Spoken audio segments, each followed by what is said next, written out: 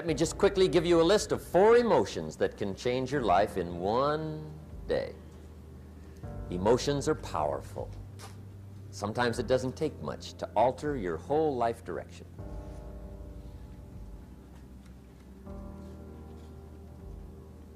Okay, here they are. Number 1, disgust. Powerful emotion. Disgust says, I have had it. See, that could be the day. The day you can say, I've had it. And whether you've had it with something small or something major, the day you can say, I've had it, may not be the day it ends, but the day it begins. That's what I said when that little Girl Scout left my door when I'm 25. I give her the big lie, she leaves, I say, I don't want to live like this anymore. I've had it with lying and being broke. Powerful day. The man's finally had it with mediocrity. He's had it with being a loser. He's finally had it with those awful sick feelings inside, knowing his wife is at the grocery store looking at 2 cans of beans, one marked 37 cents, one marked 39 cents. And the guy sick inside knows his wife's going to buy the 37-cent can, and she doesn't even like the brand. Do you know why she's going to buy the 37-cent can? To save 2 cents. The guy sick inside finally says, I've had it. Being on my knees in the dust looking for pennies, we're not living like this anymore.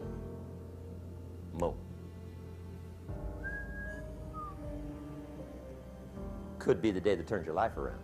The day you can say, I've had it. He walks into his closet and rips everything in it to shreds and says, I've worn this embarrassing stuff for the last time. And not only will I never wear it again, no one else will ever wear it again. Commit an act that says, I've had it. Powerful. Here's the next one, decision. And decision-making is powerful, and it's emotional. That's those knots in the pit of your stomach, right? Waking up in the middle of the night in a cold sweat, trying to decide. We sometimes call it inner civil war. What shall I do? Well, for progress, you must decide. The best advice I can give you came from a wealthy friend of mine who said, if it's easy, do it easy. If it's hard, do it hard. Just get it done.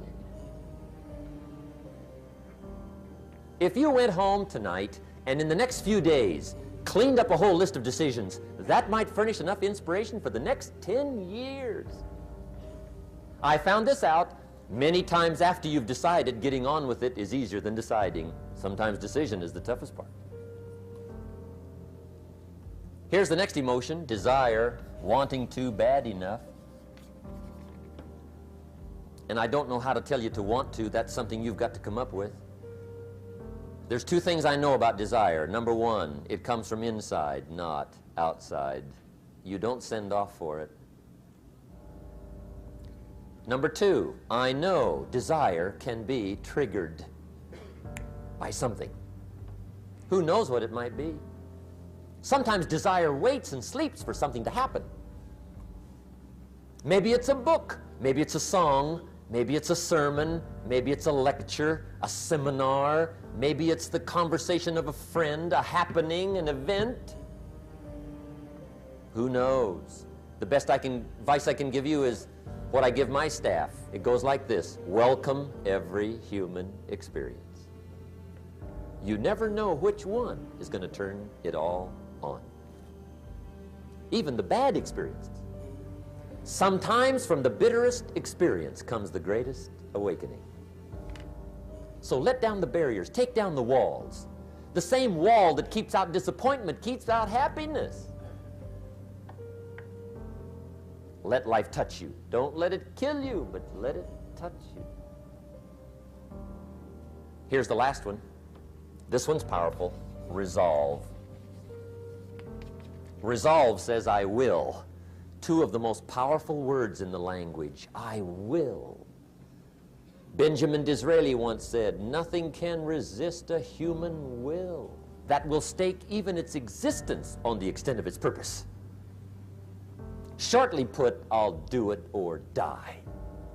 See, that's powerful. That could be the day that turns your life around. The world has a strange way of stepping aside when somebody says, I'll do it or die. The man says, I will climb the mountain. They've told me it's too high, it's too far, it's too rocky, it's too difficult, it's never been done before, but it's my mountain, I will climb it. Pretty soon you'll see me waving from the top, or dead on the side, because I ain't coming back. The best definition I ever got from the word resolve came from a little junior high girl in Foster City, California, up north. I'm talking to the junior high kids one day. I love to ask kids definitions. They come up with beauties. I got to the word resolve and I asked, who can tell me what resolve means? And I got several hands, and they were all pretty good, but the last one was the best. Little girl, about 3 rows back, held up her hand. She said, Mr. Rohn, I think I know what resolve means. I said, darling, what do you think it means? She said, I think it means promising yourself you will never give up. I said, that's it. Webster, stand aside. That is the definition. Promise yourself you will never give up. I asked the kids, how long should a baby try to learn how to walk? How long? How long would you give your average baby before you shut him off? How long? See, any mother in the world would say, you're crazy. My baby's going to keep trying until it learns how to walk. What a magic formula. Now let me show you what triggers all emotions into activity that brings results. And results is the name of the game. Here it is. Action. Finally, you must do something about how you feel.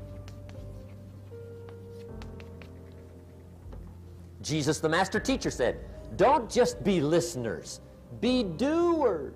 The world admires the doers. Another Bible phrase says, faith without action is useless. Some people these days are big on affirmations. You've got to be very careful of affirmations. There's a thin line between faith and folly. The best clue I can give you on affirmations is this. Affirmation without discipline is the beginning of delusion. And there's nothing worse than delusion. The guy keeps walking west looking for the sunrise. I mean, delusion is bad.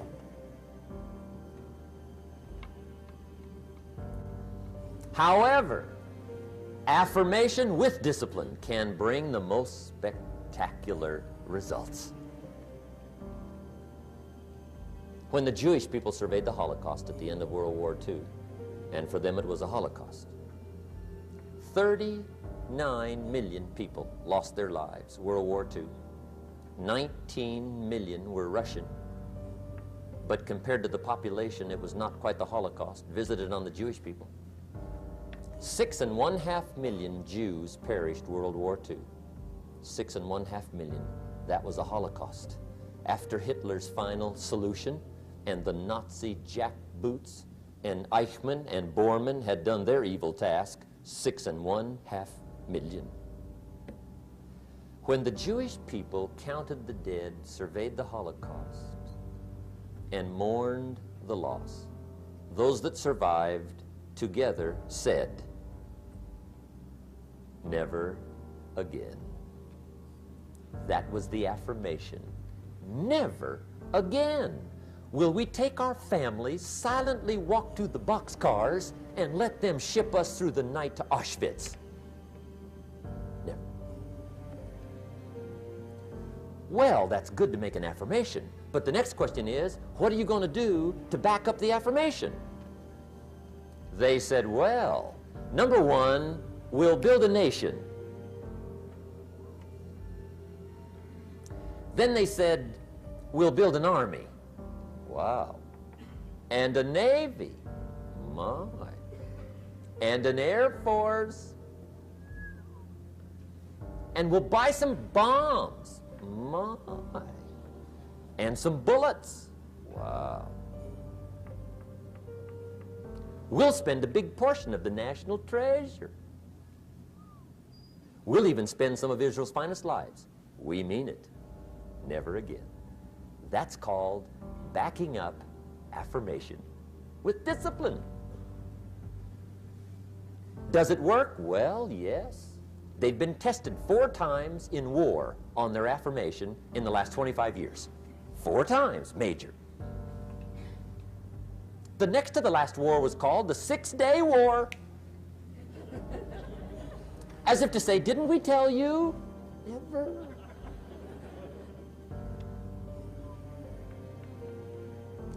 Make sure you always have a game plan to match your wishes. Otherwise, they will always be wishes.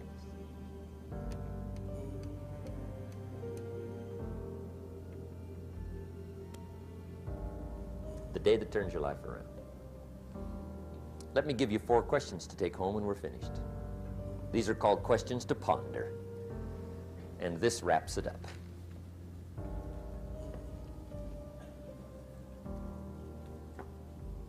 Gosh, you've been a great audience tonight. How fantastic for so many people here. It's been unbelievable. I've really enjoyed it. I could talk all night, but I'm staying here, right? So I got a maid, right? And you got some ways to go. Okay, here's the questions I want you to take home in closing. First question is one of the major questions of the world. Why? Why should you try? Why read that many books? Why go that far? Why earn that much? Why share that much? Why learn all that? Why get up that early? Why put yourself through that much? Why try for all that? Good question. Why? One of the best answers to why is the second question, why not? What else are you going to do with your life? Why not see how many books you can read, how far you can go, how much you can earn, how many friends you can make, how much personality you can develop, influence you can have, how many things you can accomplish, how far you can go and what you can see? Why not? You got to stay here till you go. Why not? The third question is, why not you? Why not you? Some people have done the most incredible things with limited start. Why not you? Some people have done so well, they get to go, they get to see it all, they get to do it, they get to be there. They get to have it, they get to enjoy it. Why not you?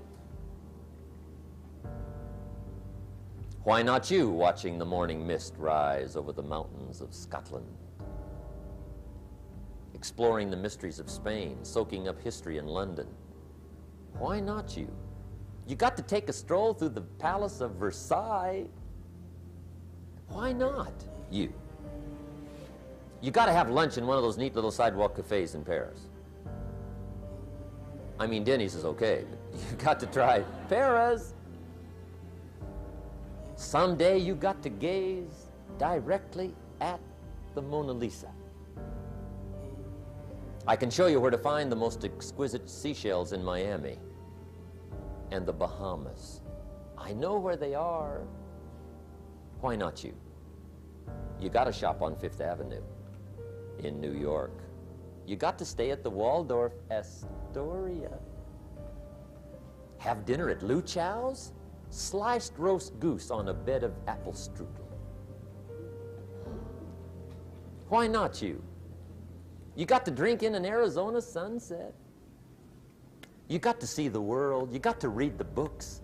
You've got to do the enterprises. You've got to be involved in commerce and love and travel and experiences. You got to do it all. Why not you? You've got to know the results that come from splendid discipline. There's nothing like a view from the top. And the last question is, why not now? Don't postpone your better future any longer. Get at it tomorrow. with new vigor. Get you some new books. Ask some new questions. Set some new goals. Get you a new journal. Start your projects book. Get a game plan going. Do some more reading. Start to make changes. Have conversations. Make contact. And do it now. And if you will, I have a feeling one of these days we'll be hearing your story. You'll make us a phone call, write us a letter, get in touch with us and let us know what's happening to you. I want to thank you for being here. My final comment would be ask for God's help, which may sound a little strange coming from a strictly commercial company. We are not a religious order, but if you would allow me a personal word, that would be it. I think humans are unique, but we could all use a little help. But of course, you've got to do your part. That's what we've talked about mainly tonight. Do your part, and I think God will do his part. It's a two-way street. And we do play a part. There's a story about the man who took a rock pile in 2 years, turned it into a fabulous garden. People came from everywhere to see it. One day a guy came by, saw the garden, thought it was fabulous, but he wanted to make sure the gardener didn't take all the credit. So to get his point across, he meets the gardener, shakes his hand, and says, "Mr. Gardener, remember, you and the good Lord together have this beautiful garden here." And the gardener said, "Hey, I understand that. I know what you mean." He said, "If it wasn't for the sunshine and the rain and the miracle of the seed and the soil and the seasons, there would be no garden for sure." But he said, "You know, you should have seen this place a couple of years ago when God had it all by himself." And I think that's true. We do play a part. I'm glad I was not an angel. I think humans have a lot more fun. You've made it a splendid evening, and I want to wish you the very best. Look forward to seeing you on the weekend. Make sure we get the little white slip of paper, and let's be in touch. I wish you the best. Good night. God bless. Thank you. Thank you. Appreciate it. Thank you.